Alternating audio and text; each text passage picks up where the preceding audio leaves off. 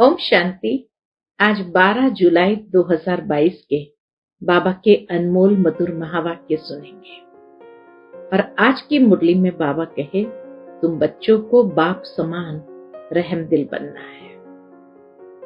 रहम दिल की परिभाषा आज बाबा ने बताई कि मान लो कि कोई आत्मा जिसके अंदर कोई पुराने संस्कार है जो कार्य कर रहे हैं, बार बार उसके वशीभूत हो जाते हैं, तो बाबा कहे उसके कल्याण के लिए बड़ी रहम दिल की भावना से तुम उसको सहयोग दो ताकि उस संस्कार से वो बाहर आ सके। बाबा को सुनाओ और कैसे सहयोग देना है ताकि वो आत्मा भी उस पुराने संस्कार से संपूर्ण मुक्त हो जाए। ये रहम दिल बनना है। सुनते हैं बाबा के मधुर महावाक्य। ओम शांति। मीठे बच्चे, किसी देहधारी से दैहिक लव न रखो। किसी देहधारी से दैहिक लव न रख, एक बाप से लव रखो। अशरीरी बनने का पूरा पूरा अभ्यास करो। आज की मुरली से प्रश्न है, रहम दिल बच्चों का कर्तव्य क्या है?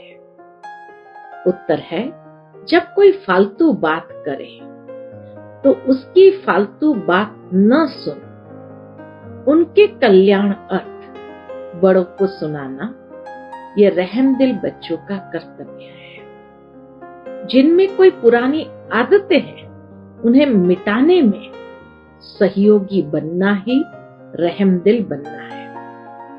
दूसरा प्रश्न है आज की मुरली से, कौन सा टाइटल किसी देहधारी को नहीं दे सकते लेकिन ब्रह्मा बाप को दे सकते हैं? उत्तर है, श्री का टाइटल, क्योंकि श्री अर्थात श्रेष्ठ, पवित्र को कहा जाता है। किसी देहधारी मनुष्य को यह टाइटल नहीं दे सकते क्योंकि भ्रष्टाचार से जन्म लेते हैं। ब्रह्मा बाप को श्री कहते क्योंकि इनका यह अलौकिक जन्म है। आज की मुरली से पहले गीत बजा है, इस पाप की दुनिया से दूर कहीं ले चलो जहां सुख चैन हो। ओम शांति। बच्चे अब समझ गए हैं, अर्थात समझदार बन गए हैं। तो जरूर पहले बेसमझ थे। यह भी नहीं समझ में आता है कि ये पतित दुनिया है और इस भारत में ही देवी देवताओं का राज्य था। उनमें पावन सुखी थे, उसमें दुख की बात नहीं थी। परंतु शास्त्रों में कई बातें सुनने के कारण यह भी समझ में नहीं आता है कि स्वर्ग में सदैव सुख था। स्वर्ग का किसको पता नहीं। समझते हैं वहां भी दुख था, यह है बेसमझी। वहां भी दुख था, ये समझना ये है बेसमझी। अब तुम बच्चे समझदार बने हो, बाप ने आकर समझाया है, उनकी श्रीमत पर चल रहे हो। ये पतित दुनिया है, स्वर्ग पावन दुनिया थी। पावन दुनिया में भी दुख हो फिर तो दुख की दुनिया ही कहेंगे। फिर गीत भी रॉन्ग हो जाता है। जो गीत बजा ना, इस पाप की दुनिया से दूर कहीं ले चलो, तो बाबा कहे फिर गीत भी रॉन्ग हो जाता है। कहते भी है, हे बाबा ऐसी जगह ले चलो जहां आराम सुख चैन हो। बच्चे यह भी जानते हैं कि स्वर्ग सोने की चिड़िया थी, देवी देवताएं थे, कभी भी किसको दुख नहीं देते थे। गाते भी है, फिर भी शास्त्रों में ऐसी बातें लिखी है जो समझते हैं ये परंपरा से चला आता है। कृष्ण पर भी झूठे कलंक लगा दिए हैं। कहा जाता है, जैसी दृष्टि वैसी सृष्टि। समझते हैं सारी सृष्टि ही पतित है। इस समय उन्हों की दृष्टि ही पतित है। तो सारी सृष्टि को ही पतित समझते हैं परंपरा से पतितपना चला आया है। अभी तुम बच्चों में समझ आती जा रही है, सो भी नंबरवार पुरुषार्थ अनुसार। बाबा इतनी समझ देते हुए हमें समझदार बना रहे हैं, लेकिन बाबा कहे ये समझ भी आ रही है, लेकिन नंबरवार पुरुषार्थ अनुसार।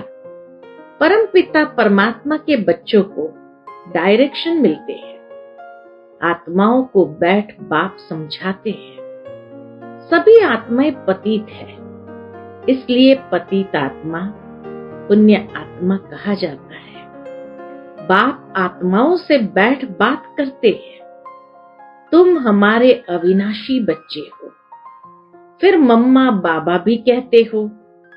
इस दुनिया में किसी को भी पिताश्री नहीं कह सकते। इस दुनिया में किसी को भी पिताश्री नहीं कह सकते। श्री माना श्रेष्ठ, एक भी मनुष्य श्रेष्ठ है नहीं। यह तो एक की ही महिमा हो सकती है। पिताश्री बाबा कहे यह तो एक की ही महिमा हो सकती है। यहाँ तो सब भ्रष्टाचार से ही पैदा होते हैं, इसलिए श्री नहीं कह सकते। भल तुम इनको इस समय कहते हो, ब्रह्मा बाबा को इस समय पिताश्री कहते हो, क्योंकि संन्यास किया हुआ है श्रेष्ठ बनने के लिए। तुम जानते हो कि अभी हम फरिश्ते बनने वाले हैं। भ्रष्ट को श्री कह नहीं सकते। श्री लक्ष्मी, श्री नारायण, श्री राधे, श्री कृष्ण कहते हैं। मंदिरों में भी उन्हों की महिमा गाते हैं। अपने को श्रेष्ठ कह नहीं सकते। अब तुम बच्चों ने समझा है। क्या समझा है? भारत श्रेष्ठ था, शुद्ध सृष्टि थी, अभी पतित सृष्टि है। पतित को ही भ्रष्टाचारी कहेंगे। वे लोग भ्रष्टाचारियों को श्रेष्ठ बनाने के लिए सभाएं करते हैं। पतित दुनिया ही भ्रष्टाचारी है, तो कोई किसी को श्रेष्ठाचारी बना कैसे सकते? दुनिया ही इतनी भ्रष्टाचारी है, तो बाबा कहे कोई किसी को श्रेष्ठाचारी बना कैसे सकते? बरोबर ये रावण राज्य है, जिस कारण रावण को वर्ष वर्ष जलाते हैं। जलता ही नहीं, फिर खड़ा हो जाता, दूसरे साल फिर खड़ा हो जाता है। यह भी मनुष्य को समझ में नहीं आता, जिसे जला दिया उसे फिर हम नया क्यों बनाते हैं? इससे सिद्ध होता है, क्या सिद्ध होता है? कि रावण राज्य गया नहीं है। स्वर्ग में जब राम राज्य होता है, वहां तो एफिजी निकालेंगे नहीं। कहते हैं रावण को जलाया, फिर लंका को लूटा। रावण की लंका सोनी बताते हैं, परंतु ऐसा है नहीं। यह तो सारी दुनिया लंका है। रावण राज्य में तो सब है। वह श्रीलंका तो आइलैंड है ना। दिखलाया भी है भारत की पूंछड़ी है, एकदम नीचे लगा हुआ है, परंतु सिर्फ उसमें रावण राज्य तो नहीं है ना। रावण राज्य तो सारे विश्व पर है, यह भी तुम समझते हो। कॉलेज में कोई बेसमझ जाकर बैठे तो क्या समझ सकेंगे? कुछ भी नहीं, वेस्ट ऑफ टाइम करेंगे। ये ईश्वरीय कॉलेज है, इसमें नया आदमी कुछ समझ नहीं सकेंगे। 7 दिन क्वारंटाइन में बिठाना पड़े, इसीलिए बाबा कहे उन्हें 7 दिन क्वारंटाइन में बिठाना पड़े, जब तक लायक बने। क्वारंटाइन में बिठाना माना 7 दिन का पहले कोर्स करे, लायक बने, फिर मुरली क्लास में बैठे। फिर भी अच्छा आदमी रिलीजियस माइंडेड हो तो उनसे पूछना है। क्या पूछना है? परम पिता परमात्मा तुम्हारा क्या लगता है? वह तो है आत्माओं का पिता, और प्रजापिता भी तो बाप है। ये पॉइंट्स बड़ी अच्छी है, परंतु क्या बच्चे अर्जुन इतना हर्षित नहीं होते हैं। बाप कहते तुमको नई नई पॉइंट सुनाता जिससे तुमको नशा चढ़े। बाबा प्रतिदिन हम बच्चों को रोज नई नई बातें सुनाते ताकि हमको नशा चढ़े, किसको समझाने की युक्ति आए। फॉर्म भराने की कॉपी में पहले ये प्रश्न लिखना है। कहेंगे परम पिता, तो पिता हुआ ना, फिर उस समय सर्वव्यापी का ज्ञान उड़ जाएगा। तुम जब प्रश्न पूछेंगे तो कहेंगे वह तो बाप है, हम सब बच्चे हैं। इतना मान जाए तो झट लिखा लेना चाहिए। प्रजापिता के भी बच्चे ठहरे। शिव हो गया दादा और वह बाप। शिव बाबा तो स्वर्ग की स्थापना करने वाला है, तो जरूर उनसे ही वर्षा मिलेगा। सहज से सहज बातें निकालनी पड़ती है, बहुत सहज है। बाबा एक एक पॉइंट को भी कितना सहज करके समझाते हैं। मित्र संबंधियों के पास भी जाओ, उनको भी ये समझाओ। कौन सी बात? कि परमात्मा सर्वव्यापी नहीं है, ये तो नशा है ना। हम बाबा द्वारा दादे से वर्षा पाते हैं, बाप दादा से वर्षा पाते हैं, माता से वर्षा नहीं मिलेगा। बाप को ही स्वर्ग की स्थापना करनी है ना, वही मालिक है। जैसे उनको दादे से वर्षे का हक है, वैसे पोत्रे पोत्रियों को भी हक है। बाप कहते हैं मुझे याद करो। मैं तो कहता नहीं हूं कि इस देहधारी को याद करो। बाबा देखो कितना हम बच्चों को डिटैच कर देते हैं कि किसी भी देहधारी को याद नहीं करना और शरीरी आत्मा होने का अभ्यास करना है। तो बाबा कहे मैं तो कहता नहीं हूं कि इस देहधारी को याद करो। बाप सन्मुख बात कर रहे हैं। कल्प पहले भी ऐसे ही समझाया था। वर्षा भी तुमको बाप दादा द्वारा मिलता है, ऐसे नहीं कि मम्मा से मिलता है। तुमको देह अभिमान बहुत आ जाता है, संस्कार है ना इतने जन्मों के, तो देह अभिमान बहुत आ जाता है, देहधारियों से लव हो जाता है। हे आत्माएं, तुम अशरीरी नंगी आई थी, फिर पाठ बजाते बजाते अब 84 जन्म पूरे किए हैं। अभी मैं कहता हूं तुमको वापस चलना है। भी बाबा हम बच्चों को कहते हैं तुमको वापस चलना है। कैसे चलना है वो भी बाबा बताते। माम एकम याद करो तो विकर्म विनाश होंगे। देहधारियों को याद करने से विकर्म विनाश नहीं होंगे। तुम अंजाम करते हो, अर्थात प्रॉमिस करते हो, बाबा हम आपको ही याद करेंगे। तुमको इस पुरानी दुनिया में रहना नहीं है, इसमें कोई चैन नहीं। इस पुरानी दुनिया में न सुख है न चैन है, इसलिए कहते हो ऐसी जगह ले चलो जहां सुख चैन मिले।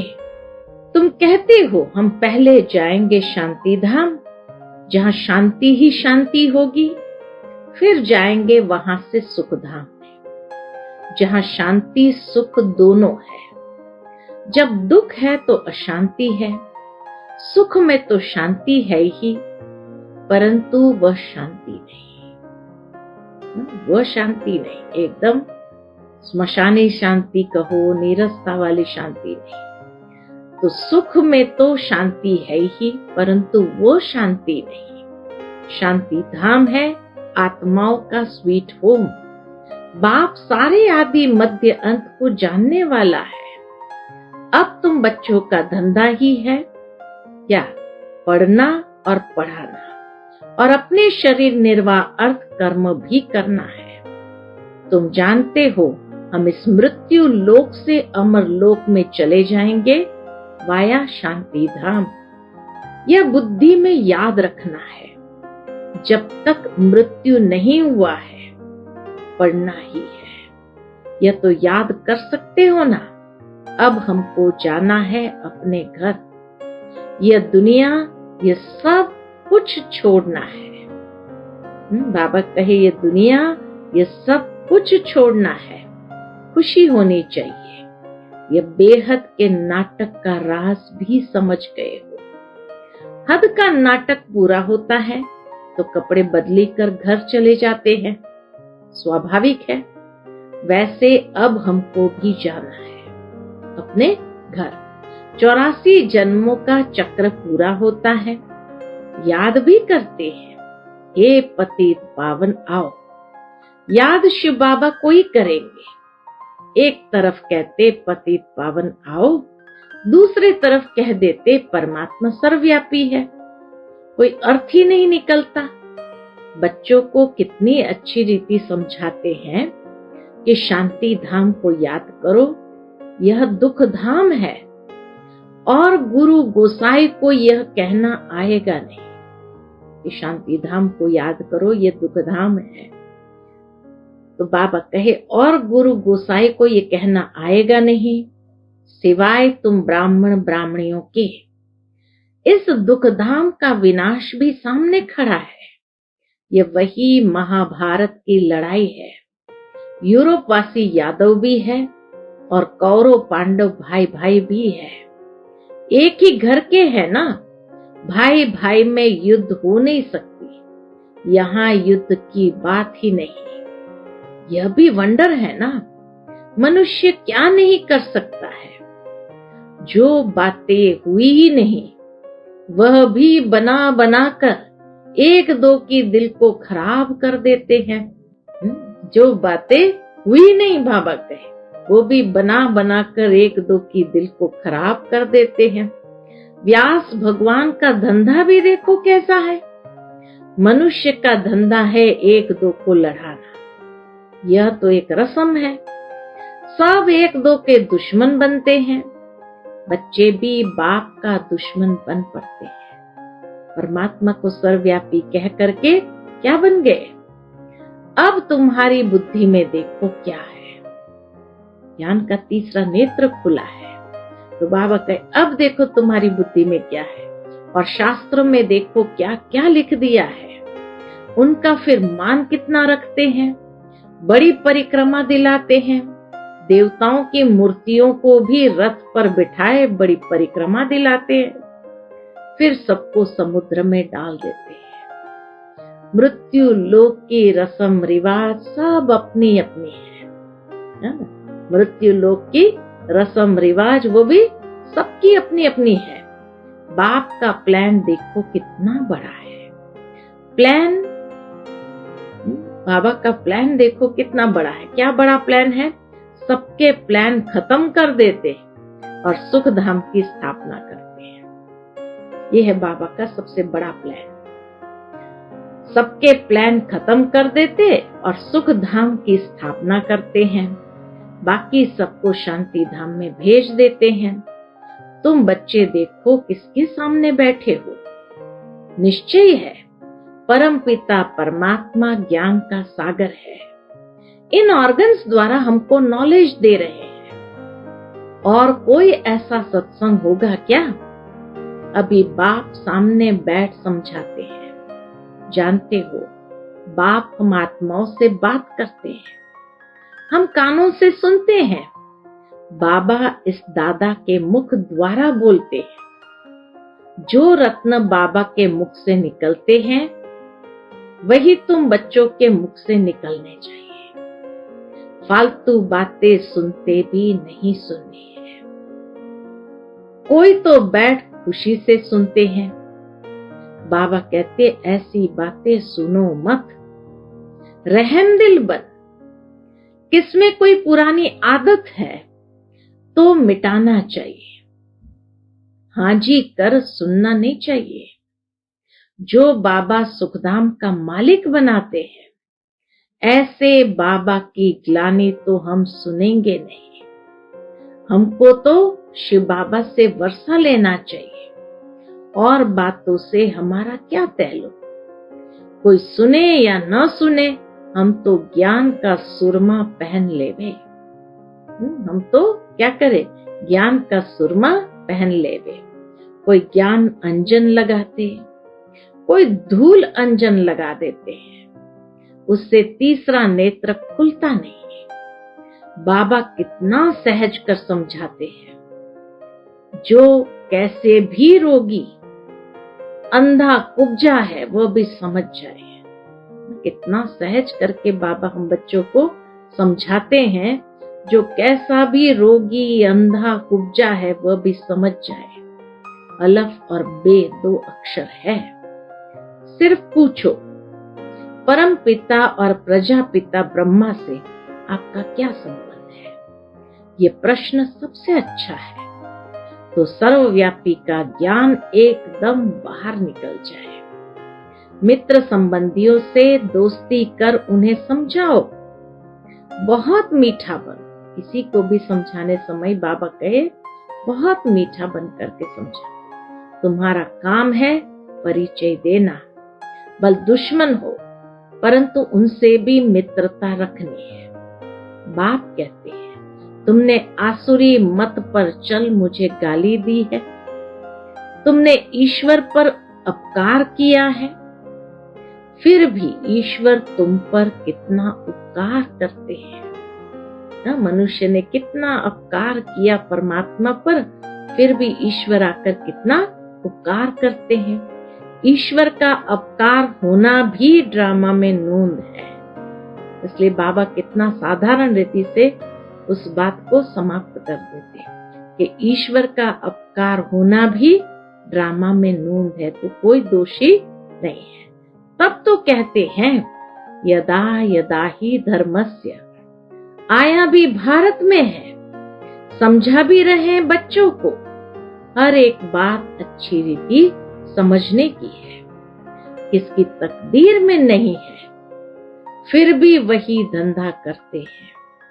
यहाँ से बाहर गए तो ये बातें भी भूल जाएगी। निंदा करते करते तो ये हाल हो गया है, अब निंदा करना बंद करो। सिर्फ पंडित भी नहीं बनना है।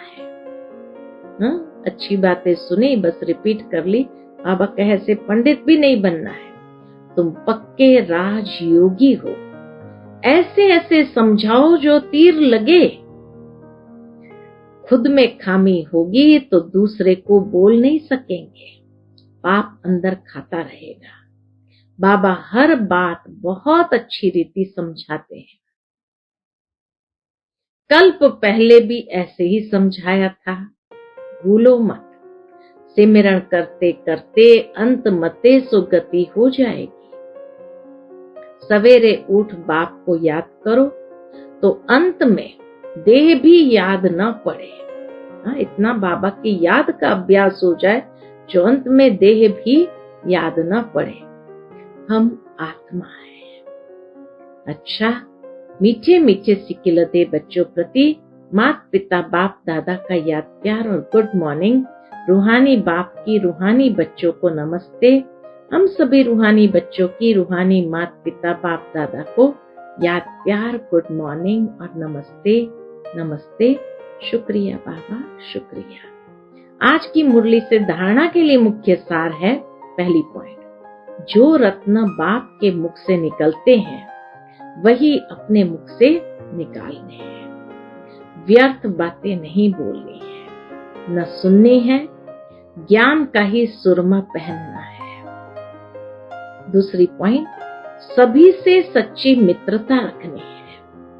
बहुत मीठे रूप में हर्षित मुख हो बाप का परिचय देना है। अपकारी पर भी बाप समान उपकारी बनना है। अपकारी पर भी बाप समान उपकारी बनना है। आज का बाप दादा का मधुर वरदान हम बच्चों के प्रति है, शुद्धि की विधि द्वारा किले को मजबूत बनाने वाले सदा विजयी व निर्विघ्न भव। शुद्धि की विधि द्वारा किले को मजबूत बनाने वाले सदा विजयी व निर्विघ्न भव। जैसे कोई भी कार्य शुरू करते हो तो शुद्धि की विधि अपनाते हो। ऐसे जब किसी स्थान पर कोई विशेष सेवा शुरू करते हो व चलते चलते सेवा में कोई विघ्न आता है, तो पहले संगठित रूप में चारों ओर विशेष टाइम पर एक साथ योग का दान दो। सर्व आत्माओं का एक ही शुद्ध संकल्प हो, विजयी। यह है शुद्धि की विधि। इससे भी विजयी व निर्विघ्न बन जाएंगे और किला मजबूत हो जाएगा। आज का स्लोगन है, यथार्थ कर्म का प्रत्यक्ष फल है खुशी और शक्ति की प्राप्ति। यथार्थ कर्म का प्रत्यक्ष फल है खुशी और शक्ति की प्राप्ति। अच्छा, ओम शांति।